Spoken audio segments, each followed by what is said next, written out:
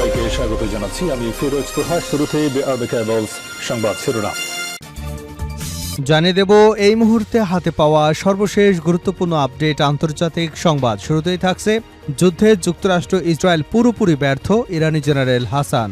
ইরানের বিরুদ্ধে যুদ্ধে যুক্তরাষ্ট্র ইসরায়েল তাদের লক্ষ্য অর্জনে পুরোপুরি ব্যর্থ হয়েছে বলে দাবি করেছেন দেশটির ইসলামিক রেভলিউশনারি গার্ড কর্পসের তেহরান কোরের ব্রিগেডিয়ার জেনারেল হাসান জাহেদ। ইরানের রাষ্ট্রীয় সংবাদ সংস্থা তাসনিমের বরাত দিয়ে আল জাজিরা জানিয়েছে, শনিবার তেহরানের এক অনুষ্ঠানে দেওয়া বক্তব্যে হাসান জাহেদ এ মন্তব্য করেন। এবারে জানাবো মোস্তফা খামেনির দুর্লভ ভিডিও প্রকাশ করল মেহের নিউজ। মোস্তফা খামেনির সঙ্গে প্রেসিডেন্ট পেজেশকিয়ানের বৈঠক। ইরানের সর্বোচ্চ নেতা আয়াতুল্লাহ মোস্তফা খামেনির সঙ্গে বৈঠক করেছেন দেশটির প্রেসিডেন্ট মাসুদ পেজেশকিয়ান। ইরানের প্রেসিডেন্ট হিসেবে দায়িত্ব গ্রহণের ৩য় বছর শুরু উপলক্ষে এই বৈঠক অনুষ্ঠিত হয়। দর্শক, এই বৈঠকে কোন বিষয় নিয়ে আলোচনা হয়েছে সেই বিষয়ে থাকছে গুরুত্বপূর্ণ প্রতিবেদন, দেখতে থাকুন। জানাবো ভারতের মুসলিমদের উপর ভয়াবহ আগ্রাসন, ৩ মাসে নিহত ২৫। পশ্চিমবঙ্গে শুভেন্দু অধিকারী ক্ষমতা গ্রহণের পর থেকেই ভারতে মুসলিম জনগোষ্ঠীর বিরুদ্ধে ঘৃণাজনিত অপরাধ ব্যাপক আকার ধারণ করেছে। সর্বশেষ মে থেকে জুলাই পর্যন্ত ৩ মাসে অন্তত ২৫ জন মুসলিমের মৃত্যু হয়েছে। একই সময় বাড়িঘর, ব্যবসা প্রতিষ্ঠান, ধর্মীয় স্থাপনা ভাঙচুর সহ মুসলিমদের দেশ থেকে জোরপূর্বক বিতাড়নের মতো ঘটনাও ঘটেছে। দর্শক, মুসলিমদের উপর এই বর্বর নির্যাতনকে আপনি কিভাবে দেখছেন? এ বিষয়ে আপনার মূল্যবান মতামত কমেন্টসে জানিয়ে দেবেন। এদিকে যুক্তরাষ্ট্র ক্ষতিপূরণ দেওয়ার আগ পর্যন্ত আলোচনা নয়। ইরানের পররাষ্ট্রমন্ত্রী আব্বাস আরাকচি বলেছেন, বর্তমানে যুক্তরাষ্ট্রের কোনো আলোচনা নয়, শুধু মধ্যস্থতাকারীদের মাধ্যমে বার্তা বিনিময় হচ্ছে। তিনি আরও বলেন, তাদের মধ্যে স্বাক্ষরিত একটি সমঝোতা স্মারক লঙ্ঘনের জন্য ওয়াশিংটন ক্ষতিপূরণ না দেওয়া পর্যন্ত সরাসরি আলোচনা পুনরায় শুরু হবে না। এবারে থাকছে পশ্চিমবঙ্গের সাবেক মুখ্যমন্ত্রী মমতার গাড়িবহরে হামলা। রোববার দুপুরে উত্তর ২৪ পরগনা জেলার হালিশহরে এ ঘটনা ঘটে। মমতা বন্দ্যোপাধ্যায়ের অভিযোগ, একদল দুষ্কৃতকারী তার গাড়ি লক্ষ্য করে ইট পাথর সহ বিভিন্ন বস্তু ছুড়ে মারে। এতে অল্পের জন্য তিনি বড় ধরনের বিপদ থেকে রক্ষা পেয়েছেন বলে দাবি করেন। এবং সর্বশেষ জানাবো তুরস্ক, সৌদি, পাকিস্তানের প্রতিরক্ষা চুক্তি। এক দেশের উপর হামলা মানে ৩ দেশের উপর হামলা। সৌদি আরব ও তুরস্কের সঙ্গে সই করা প্রতিরক্ষা চুক্তি নিয়ে বড় বার্তা দিয়েছে পাকিস্তান। দেশটির উপপ্রধানমন্ত্রী ও পররাষ্ট্রমন্ত্রী ইসহাক দার বলেছেন, মক্কা যৌথ প্রতিরক্ষা চুক্তিটি পুরোপুরি প্রতিরক্ষামূলক এবং কোনো নির্দিষ্ট দেশকে লক্ষ্য করে করা হয়নি। একই সঙ্গে তিনি জানিয়েছেন, চুক্তি অনুযায়ী ৩ দেশের যে কোনো একটির উপর হামলা হলে সেটিকে ৩ দেশের উপরে হামলা হিসেবে বিবেচনা করা হবে। এতক্ষণ শুনছিলেন শিরোনাম, এবার থাকছে পুরো সংবাদ। দর্শক, অনুরোধ থাকবে ভিডিওতে একটি লাইক দিন, কমেন্টস করে জানিয়ে দিন এই ভিডিওটি আপনি কোন জেলা থেকে দেখছেন এবং শুনছেন।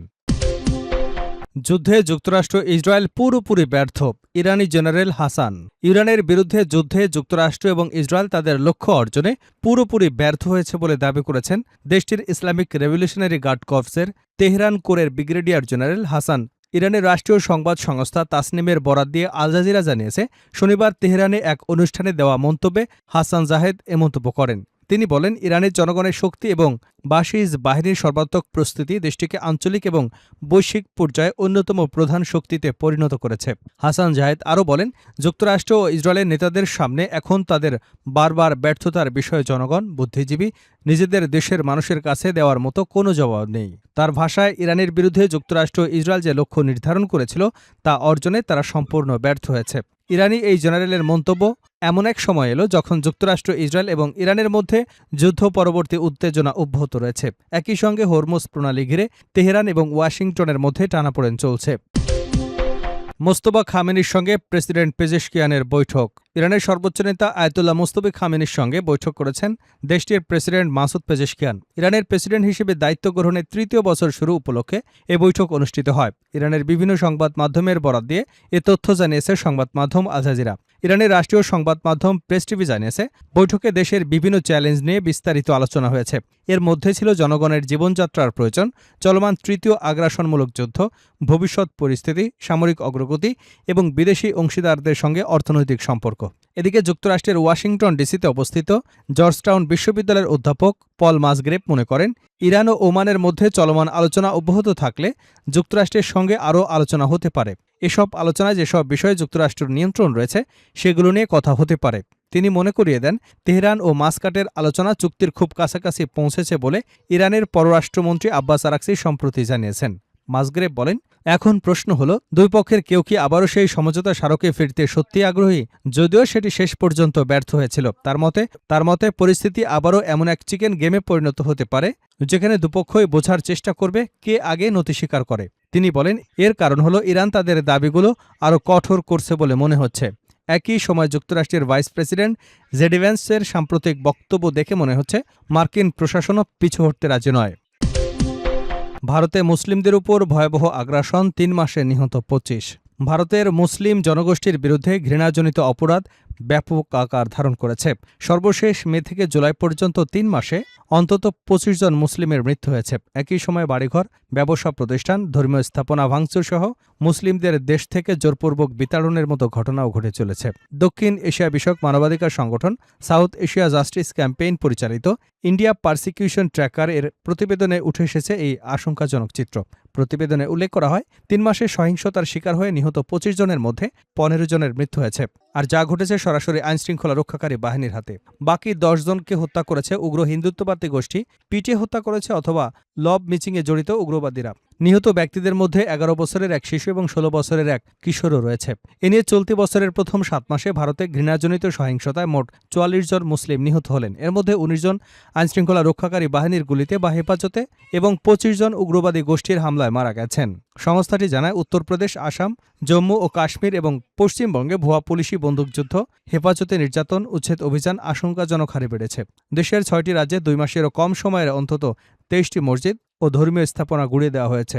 এছাড়া অন্তত ২১টি উচ্ছেদ অভিযানে ১,০০০-এরও বেশি মুসলিম পরিবার তাদের নিজেদের বসত বাড়ি, ব্যবসা প্রতিষ্ঠান, ধর্মীয় স্থান হারিয়েছেন।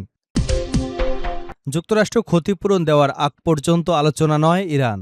ইরানের পররাষ্ট্রমন্ত্রী আব্বাস আরাকচি বলেছেন, বর্তমানে যুক্তরাষ্ট্রের কোনো আলোচনা নয়, শুধু মধ্যস্থতাকারীদের মাধ্যমে বার্তা বিনিময় হচ্ছে। তিনি আরও বলেন, তাদের মাধ্যমে স্বাক্ষরিত একটি সমঝোতা স্মারক লঙ্ঘনের জন্য ওয়াশিংটন ক্ষতিপূরণ না দেওয়া পর্যন্ত সরাসরি আলোচনা পুনরায় শুরু হবে না। আরাকচি বলেন, মধ্যস্থতাকারীরা এখনও আলোচনা পুনরায় শুরু করবার উপায় খুঁজছেন।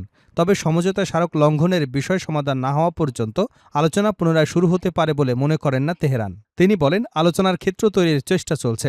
যুক্তরাষ্ট্র তার লঙ্ঘনগুলো সংশোধন না করা পর্যন্ত আলোচনা পুনরায় শুরু হবার কোনো সম্ভাবনা নেই। পশ্চিমবঙ্গের সাবেক মুখ্যমন্ত্রী মমতার গাড়িবহরে হামলা। পশ্চিমবঙ্গের সাবেক মুখ্যমন্ত্রী ও তৃণমূল কংগ্রেস নেত্রী মমতা বন্দ্যোপাধ্যায়ের গাড়িবহরে হামলার অভিযোগ উঠেছে। রোববার দুপুরে উত্তর ২৪ পরগনা জেলার হালিশহরে এ ঘটনা ঘটে। মমতা বন্দ্যোপাধ্যায়ের অভিযোগ, একদল দুষ্কৃতকারী তার গাড়ি লক্ষ্য করে ইট পাথর সহ বিভিন্ন বস্তু ছুড়ে মারে। এতে অল্পের জন্য তিনি বড় ধরনের বিপদ থেকে রক্ষা পেয়েছেন বলে দাবি করেন তৃণমূল নেত্রী। ভারতীয় সংবাদ মাধ্যম ইন্ডিয়া টুডের প্রতিবেদনে বলা হয়েছে, পুলিশি হেফাজতে তৃণমূল কংগ্রেসের কর্মী বিরজু কেউটের মৃত্যুকে কেন্দ্র করে হালিশহরে উত্তেজনা ছড়িয়ে পড়ে। পরিস্থিতি দেখতে যাওয়ার সময় মমতা বন্দ্যোপাধ্যায়ের গাড়িবহর ওই এলাকায় পৌঁছলে বিক্ষোভকারীরা গাড়ি লক্ষ্য করে হামলা চালায় বলে অভিযোগ করা হয়েছে। প্রত্যক্ষদর্শী এবং স্থানীয় সূত্রের বরাতে প্রতিবেদনে বলা হয়, বিক্ষোভকারীরা গাড়িবহর লক্ষ্য করে পাথর, কাদা, পানি বোতল এবং জুতা ছুড়ে মারে। এ সময় মমতাকে উদ্দেশ্য করে বিভিন্ন স্লোগানও দেওয়া হয়। পরিস্থিতি নিয়ন্ত্রণের বাইরে চলে যাবার আশঙ্কা দেখা দিলে নিরাপত্তাকর্মী, পুলিশ দ্রুত তাকে নিরাপদ স্থানে সরিয়ে নেয়। ঘটনার পর মমতা বন্দ্যোপাধ্যায় অভিযোগ করেন, পুলিশ ঘটনাস্থলে উপস্থিত থাকলেও হামলাকারীদের ঠেকাতে কার্যকর ভূমিকা নেয়নি। তার দাবি, গাড়ির জানালা খোলা থাকলে ছোড়া পাথরের আঘাতে তিনি গুরুতর আহত হতে পারতেন।